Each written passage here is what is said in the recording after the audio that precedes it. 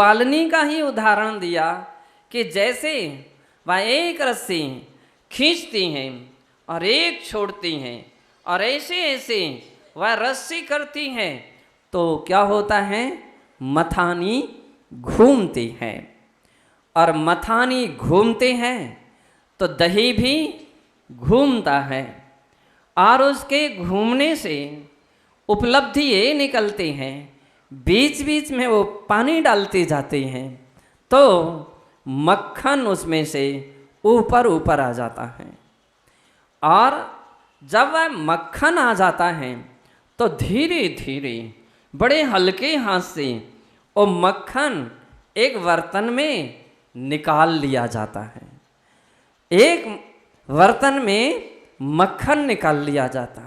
सुभाष भैया, ऐसे ही निकाला जाता है? मैंने तो कभी नहीं निकाला है, लेकिन हाँ देखा जरूर है कि ऐसा मथ करके उसमें से मक्खन निकाला जाता है। और उस मक्खन को एकत्रित करने के बाद फिर क्या करते हैं, उसको गरम करते हैं आग में।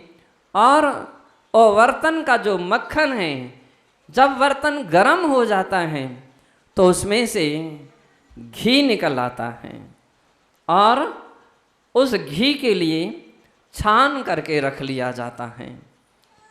ओहो, आचार्य भगवान कहते हैं, काष्ठ मध्ये यथा वह्नि शक्ति रूपेण तिष्ठति परमात्मा निजात्मानम। यहाँ पर कहते हैं, बात तो दूसरी है, काष्ठ मध्ये यथा वह्नि, काठ के अंदर में जैसे अग्नि होती है, तिल मध्ये तथा घृतम, वैसे ही तेल होता है, दुग्ध मध्ये यथा। और कहते हैं जिस प्रकार से दूध के अंदर में घी होता है, देह मध्ये तथा शिवः, शरीर के अंदर में वैसी आत्मा हुआ करती है। बंधो, मुझे ये बतलाना है कि घी के अंदर, दूध के अंदर में घी था, एक प्रयोग करने के बाद उस घी के अंश को व्यक्ति प्राप्त कर लेता है। बंधो, वही प्रयोग का नाम है संस्कार। उसी प्रयोग का नाम संस्कार है। भगवान बनने के लिए कितना कैसा प्रयोग करना पड़ेगा, कितना कितना प्रयोग करना पड़ेगा। एक पत्थर की शिला चोट खाती है और शिल्पीकार एक चोट पर चोट देता जाता है और सनई सनई आकार आता जाता है और आते आते एक दिन मूर्ति बन जाती हैं और फिर कहीं पंचकल्याण प्रतिष्ठा स्थल पर पहुंचते हैं, संस्कार दिए जाते हैं, तो उसके लिए हम भगवान कहने लगते हैं, पूजनीय हो जाते हैं।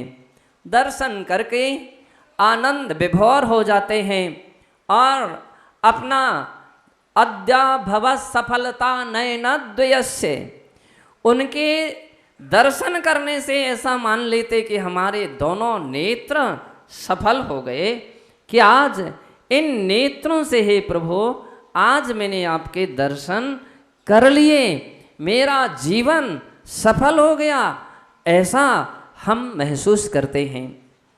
बंधो, एक पत्थर भगवान बन सकता है तो एक इंसान क्या भगवान नहीं बन सकता?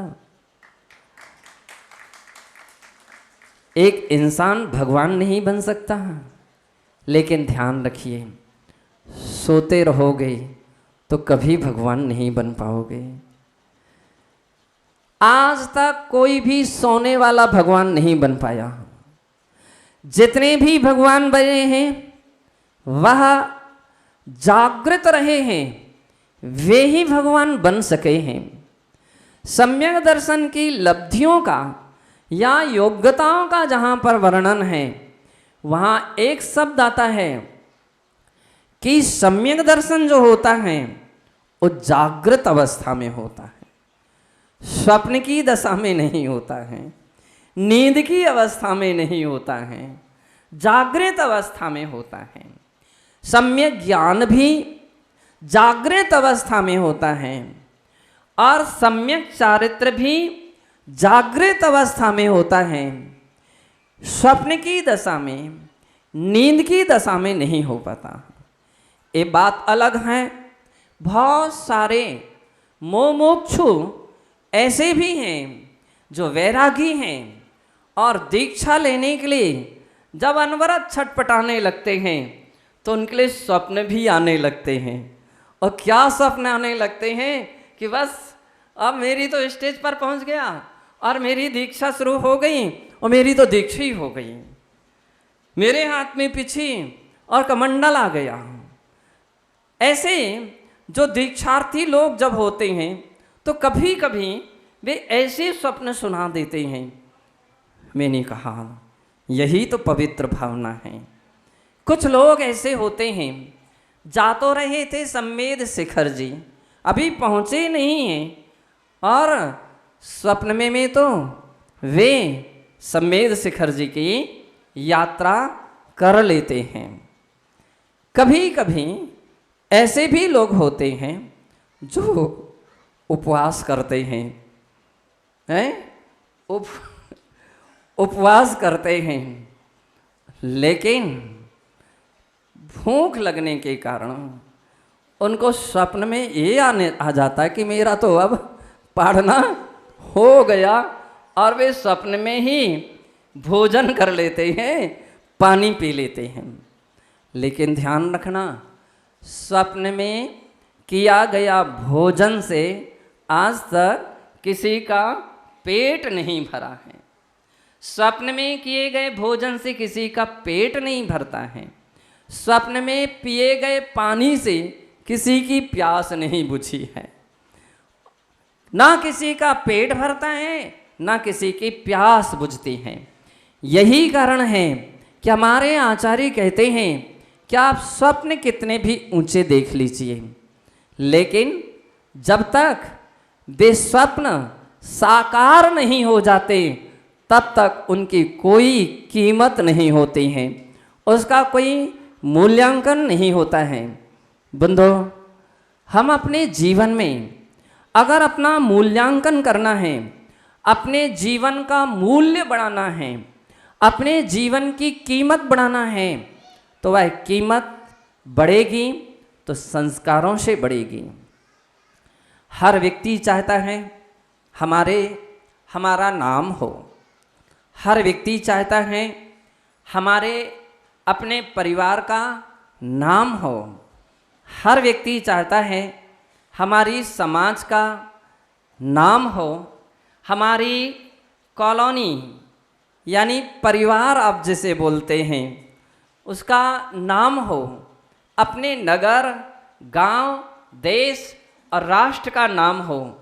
हर व्यक्ति चाहता है और ये चाहत होना ही होना चाहिए, क्योंकि जब तक चाहत नहीं होगी तब तक कोई उपाय नहीं निकल सकते हैं, तब तक आपके कदम उस दिशा में नहीं बढ़ सकते हैं। अंदर में एक चाह होना चाहिए, अंदर में एक भाव होना चाहिए। अगर भाव हैं तो रास्ते भी मिलेंगे, अगर उद्देश्य हैं, कहते निर्देश हैं, तो फिर उपाय भी मिलेंगे, कोई ना कोई हेतु और साधन मिलेंगे और उसमें आप सफल हो सकते हैं। एक चाह होना चाहिए कि हमारा भी इस जीवन की मूल्यांकन बढ़े, इसकी कीमत बढ़े। और कीमत दो प्रकार से बढ़ते हैं, एक तो पारमार्थिक कीमत बढ़ती है और एक लौकिक कीमत बढ़ती हैं।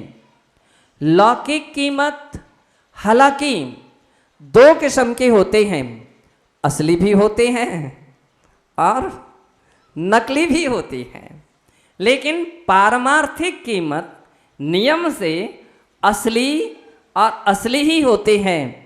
पारमार्थिकता में नकली का कोई काम नहीं रहता है। हम अपने परमार्थ की ओर जब अपने हृदय से बढ़ते हैं तो बंधो पारमार्थिक भी कीमत बढ़ जाती है और लौकिक भी कीमत बढ़ जाती है। विनिग्रह श्री माता जी का प्रकरण चल रहा है और यह सप्ताह अपने विनिग्रह श्री माता जी की श्रद्धांजलि के लिए समर्पित है। जीवन में कितना ज्ञान है, सही बात यह है उस ज्ञान की मुझे उन लोगों को देख करके लगने लगता है कि वो उस ज्ञान की तो कोई कीमत नहीं रही। एक साधारण सी माता जी, बिल्कुल साधारण सी, कोई लोग उनको देख करके यह सोच ही नहीं सकता था कि इतनी बड़ी उपलब्धि कर सकती हैं। बड़े बड़े विद्वान केवल यही देख लेते हैं कि इनको कितना आता है, क्या आता है। जब उनकी दीक्षा हो रही थी तो एक सज्जन मुझे मेरे पास आए और धीरे से कान में, अभी देखा था अपने नाटक में कैसे वो कान में बात करते हैं। हर एक व्यक्ति बोले महाराज श्री चलते फिरते नहीं आता, कुछ पढ़ा लिखी नहीं है, कुछ ज़्यादा ज्ञान नहीं है, उनको दीक्षा देने से क्या फायदा। मैंने कहा कि पूज्य गुरुदेव आचार्य विमल सागर जी महाराज ने एक बार अपने समय का एक उदाहरण सुनाया था और वह हस्तिनापुर का हो था। हस्तिनापुर में एक कोई क्षुल्लक जी किसी की दीक्षा थी और ऐसी ही कोई क्षुल्लक जी थे, ज़्यादा उनको ज्ञान नहीं था लेकिन वे सरलता की मूर्ति थे, आज्ञाशील थे और सहनशील थे। कहते हैं ज्ञान आपके पास कितना है वो ज़्यादा महत्वपूर्ण नहीं है, लेकिन आप आज्ञाशील कितने हो, आप सहनशील कितने हो, चर्यावान कितने हो। बस यदि इतना गुण है तो बिना ज्ञान के गुण आ ही नहीं सकते हैं।